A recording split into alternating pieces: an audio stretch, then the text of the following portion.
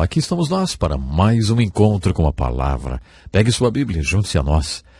Em nosso último estudo, vimos os grandes sermões de Moisés no livro de Deuteronômio. Terminamos fazendo uma aplicação daquele que os antigos rabinos consideram como o mais importante de todos os sermões de Moisés, o do capítulo 6 de Deuteronômio, que diz respeito à educação espiritual dos nossos filhos. Esse sermão é seguido de outro sermão de Moisés, também muito importante e registrado no capítulo 8. Todos esses textos são os grandes sermões que Moisés estava pregando. Repetindo esses sermões, falam sobre a palavra de Deus e a importância de obedecê-la. Há ainda outra revelação nesse texto.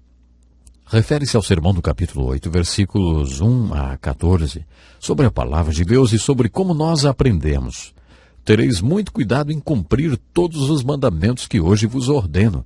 Essa frase será repetida várias vezes nesse livro.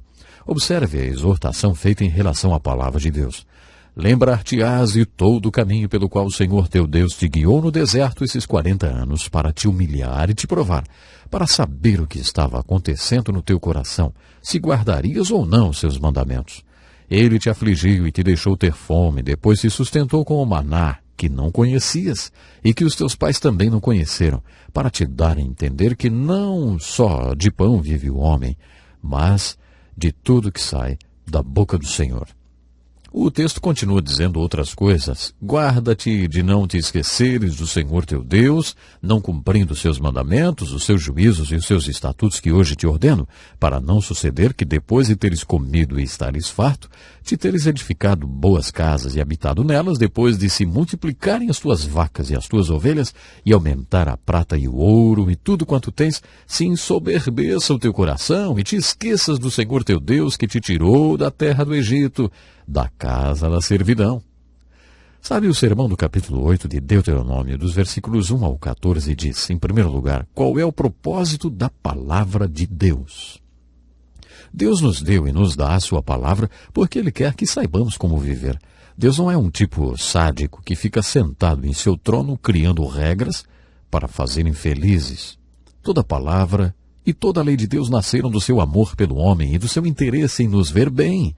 É isso que estava no coração de Deus quando Ele nos deu a palavra.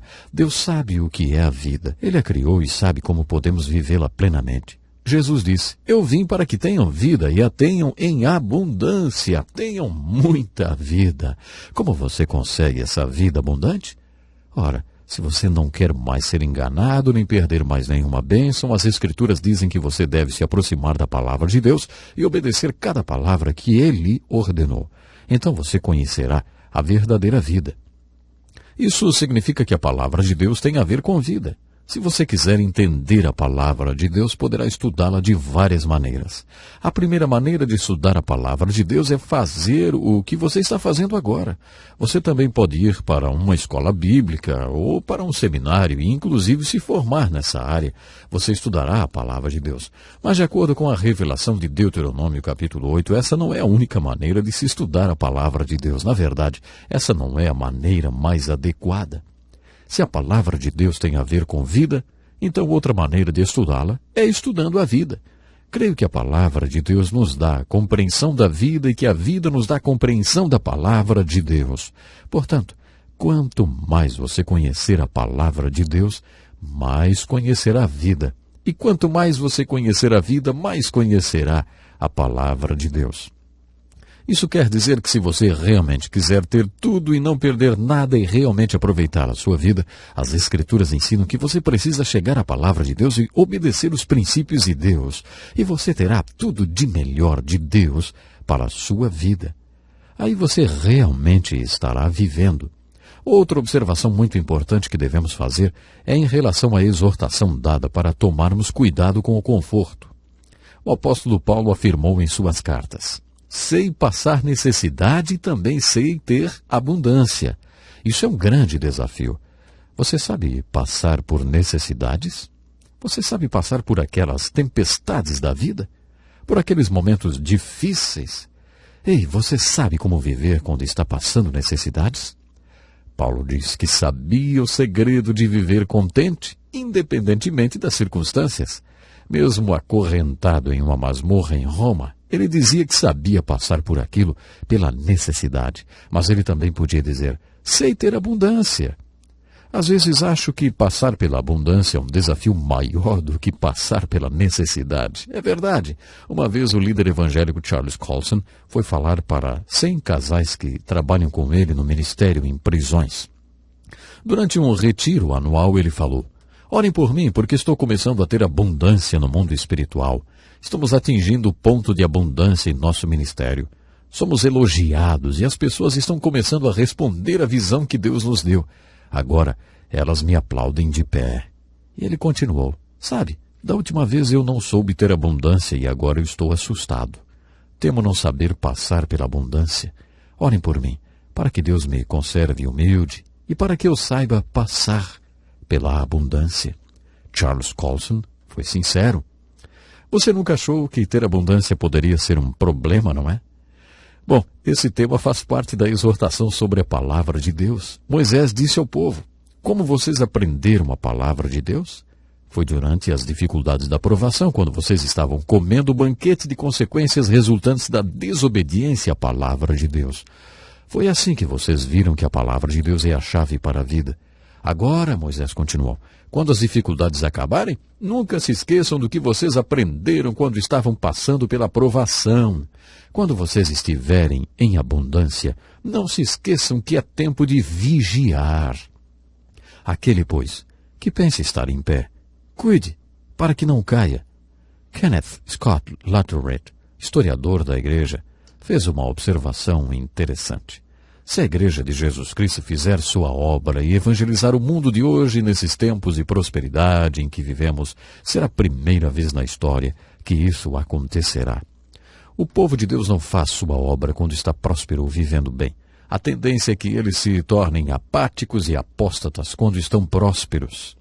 Parece que o povo de Deus só faz a obra quando passa por dificuldades. A igreja nasceu no meio da hostilidade do Império Romano. Nos 3 primeiros séculos da igreja houve 3 grandes ondas de perseguição. Mas a igreja nunca foi tão fértil, nem tão forte e nem tão viva como naquele tempo de perseguição.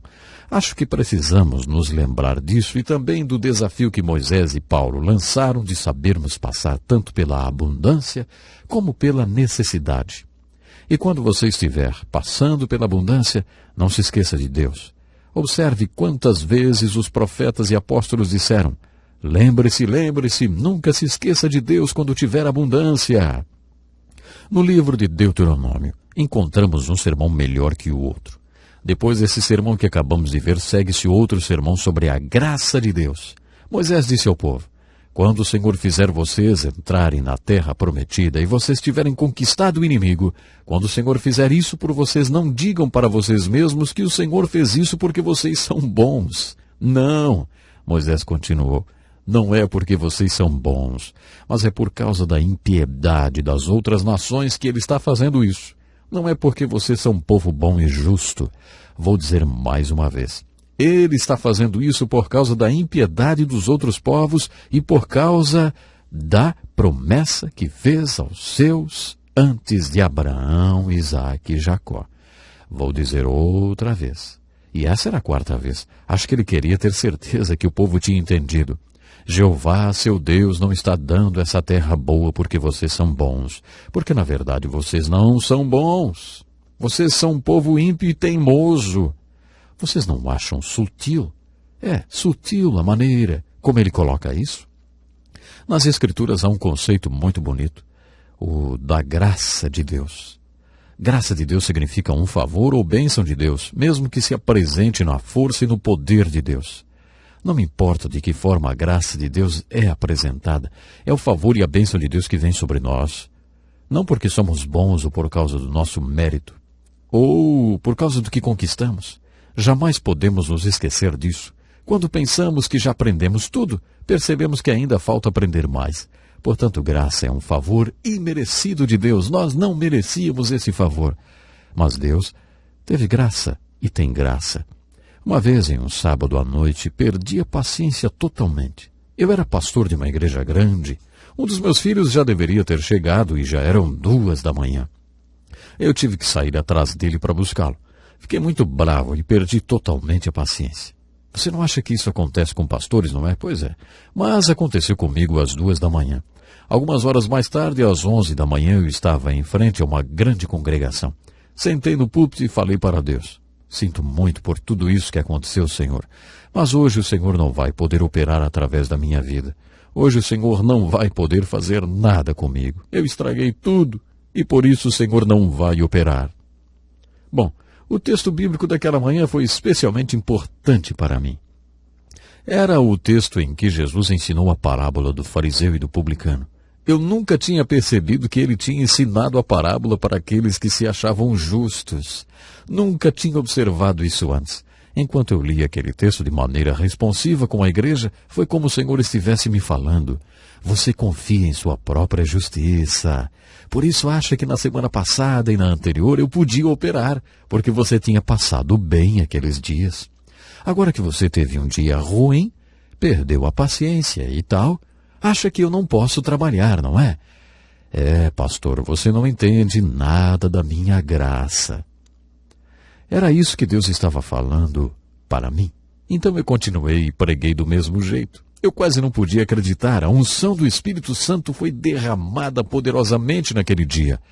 Talvez você ainda não tenha aprendido isso. Esse trecho diz: não é porque você é bom, mas porque Deus é bom. Ele ama e abençoa você. Ele é um Deus que possui graça. É isso que significa a palavra graça. E é essa a incrível exortação do capítulo 9 de Deuteronômio. Agora que você compreendeu esse conceito de graça, procure observá-lo em toda a Escritura, porque a sua salvação é explicada no Novo Testamento baseada nesse conceito. No conceito da graça. E é muito importante você pensar seriamente sobre isso. A graça de Deus tem tido espaço para atuar na sua vida constantemente? Bom, chegamos ao final do nosso programa. O tempo hoje já se foi. Programe-se para estar conosco na próxima oportunidade, quando vamos continuar a estudar os melhores sermões do melhor homem de Deus. E, sem dúvida, Deus tem algo especial para você, através da sua imensa graça. Até o próximo programa. Este é um estudo escrito pelo Dr. Dick Woodward, na voz do pastor Edson Bruno.